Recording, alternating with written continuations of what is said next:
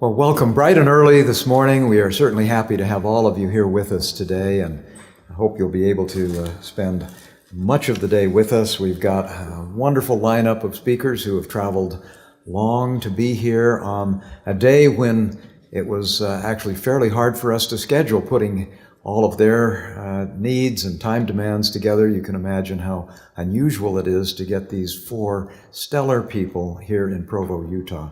We thank them for coming so far and look forward to hearing from each one of them. Don? Welcome, Don Perry. If any of you didn't notice that Don had just come in, there we go.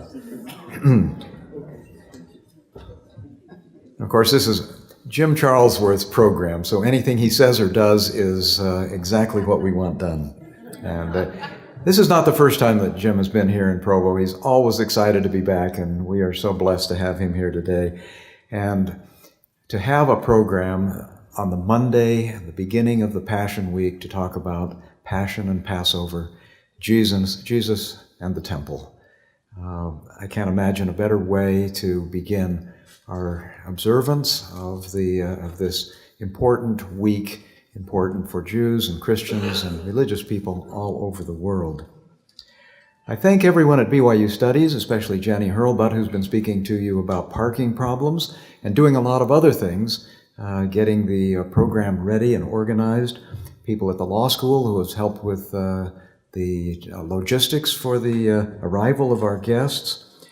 The program is sponsored by BYU Studies, and on the little desk outside, you can see a display of a number of issues and books and e-books published by BYU Studies dealing with temple studies. And we hope that they'll be of interest to you. Almost all of those materials are available on the web, and everything on our website is open free to any subscriber. And subscriptions include either the electronic subscription or the print version subscription.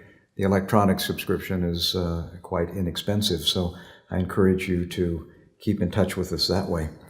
In addition, this conference is sponsored by the Temple Studies Group, and we will go from here today up to Utah State University, where our partner, Phil Barlow, and the Religious Studies program at Utah State will also be a part of this conference.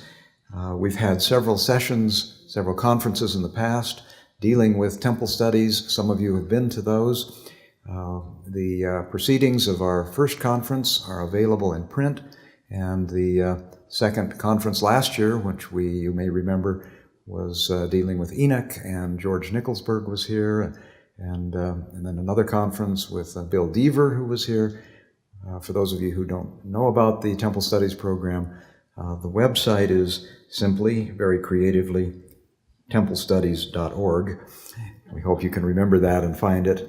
And I want to especially draw to your attention the fact that this website now has a massive bibliography, thousands of books and articles dealing with the study of the temple in cultures all over the world, various historical periods. Dan Bachman, Don Perry, and several others have worked to update a bibliography that Don and Stephen Ricks and I did long ago, and now have a new version of that, which we hope you'll find very useful as we continue to improve the searchability and other things on that website. But we've given you access to it as it exists right now, and we hope that will be of great use to you. Let's see. Let's go right to today's program, which is based on a book which I think many of you have been aware of because of the mention of it in the advertising for the conference. Jim Charlesworth's edited this book, Jesus and Temple, Textual and Archaeological Explorations. And we don't have many copies of this book. We don't have any copies of the book for sale here. BYU Bookstore has some, but most of all, you can easily get this online. How many of you have a copy and have come with your copy? Wonderful. I just want to know whether we should have a receiving line so that you can have all the authors sign your copy or not. But I'm sure they'll be happy to. Jim, look at that. How many people have done their homework?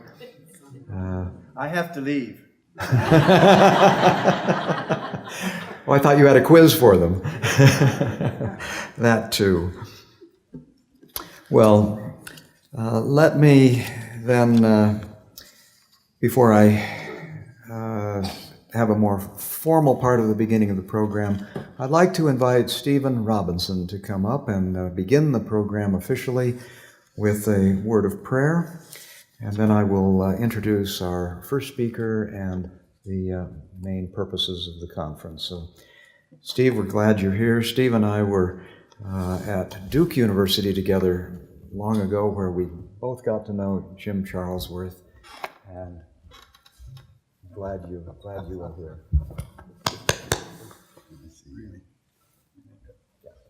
Thanks, Steve. Just a personal note before we start formally.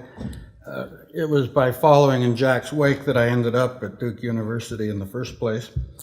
And Jim Charlesworth, it was this man's signature that transformed me from Mr. Robinson to Dr. Robinson, and changed much of the rest of my life as well. And I am grateful to both of these gentlemen and gratified to be here this morning on the same program. Let's pray.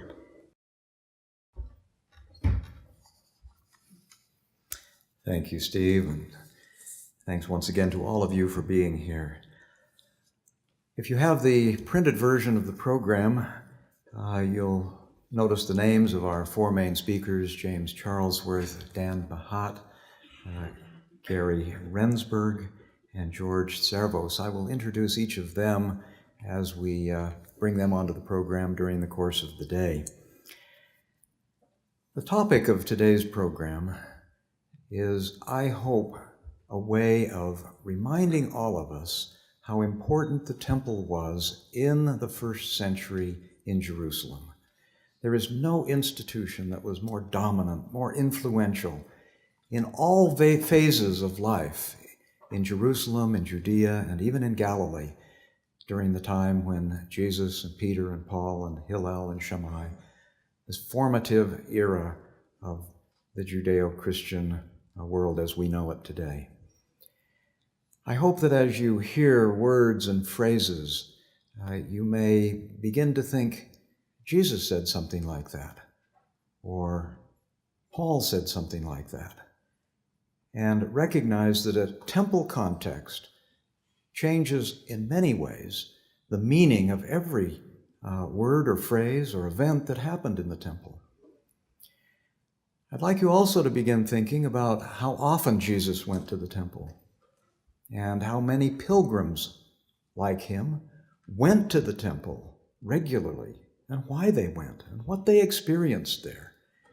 What would it have been like to have been at the temple in Jerusalem during those years? When we think of Jesus' entry into Jerusalem, we remember that the first place he went, as he almost always did, was to make a beeline to the temple. And as the gospel writers emphasize, Jesus walked and talked there every day between that Sunday on to Monday, Tuesday, Wednesday, probably a good part of Thursday as well. What was he doing there? What was he teaching there? And how do those teachings relate to things that people who were there would have recognized, would have related to, and would have put into a context that has this temple foundation as a meaningful background?